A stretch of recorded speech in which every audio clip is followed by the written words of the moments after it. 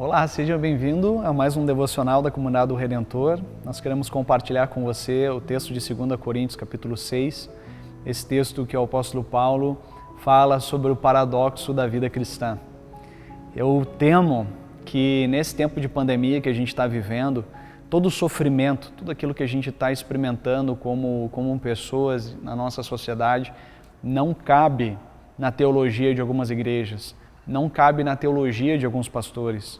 Como entender um Deus que detém o poder sobre a história, um Deus que detém o poder sobre as nossas vidas, o sofrimento, a impotência, a incapacidade de vivermos tudo isso que a gente está vivendo como igreja, mas também o que a gente está vivendo em sociedade. Eu ouvi há poucos dias um pastor da cidade de Curitiba falando: eu não vejo a hora de nós termos o culto da vitória, o culto na qual nós vamos festejar a vitória sobre a pandemia.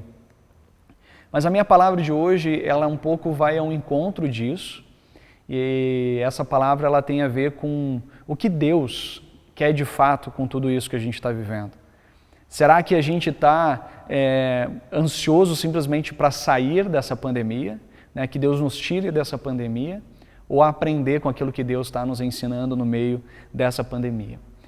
E a palavra que Deus tem colocado no meu coração é quietude. Não ficar quieto no sentido de ficar apático, porque é um tempo de ação, uma fé que atua pelo amor, mas quietude no sentido de, a partir da paz que Ele nos dá, enfrentar toda e qualquer situação, a ler o nosso tempo de forma adequada.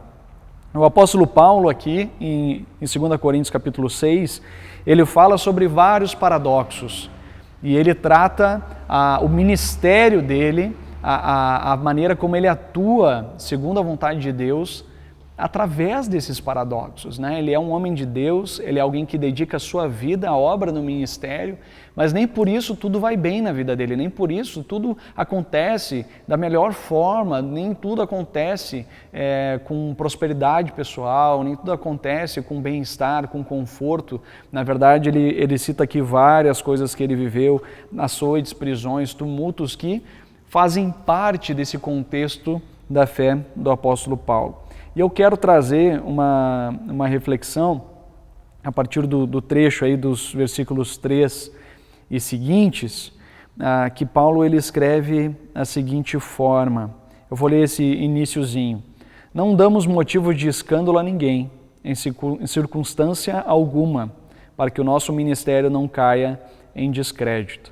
E olha só a maneira como ele diz que o ministério dele não cai em descrédito. Ao contrário, como servos de Deus, recomendamos-nos de todas as formas. E aí ele começa a descrever isso. Em muita perseverança, em sofrimentos, privações e tristezas, em açoites, prisões e tumultos, em trabalhos árduos, noites sem dormir e jejuns, em pureza, conhecimento, paciência e bondade, no Espírito Santo e no amor sincero. Na palavra da verdade, no poder de Deus, com as armas da justiça, quer de ataque, quer de defesa. Por honra, por desonra, por difamação, por boa fama, tidos por enganadores, sendo verdadeiros, como desconhecidos, apesar de bem conhecidos, como morrendo, mas eis que vivemos, espancados, mas não mortos. Eu quero chamar a atenção para esse versículo agora, versículo 10. Entristecidos, mas sempre alegres, pobres, mas enriquecendo muitos outros, nada tendo, mas possuindo tudo. Essa forma que o apóstolo Paulo retrata a nossa fé, cheio de paradoxos. À medida que a gente adentra na profundidade do relacionamento com Deus, como testemunhas vivas nesse mundo, a gente não vai ter só coisas boas, vai ter tristezas, mas a gente enfrenta as tristezas e os sofrimentos na postura de quem é um agente de Cristo Jesus nesse mundo, para fazer diferença. Então a pergunta não é se a gente tem uma vida confortável, se a gente tem bem-estar, a pergunta é se a gente de fato tem feito aquilo que Deus deseja que a gente faça nos nossos dias.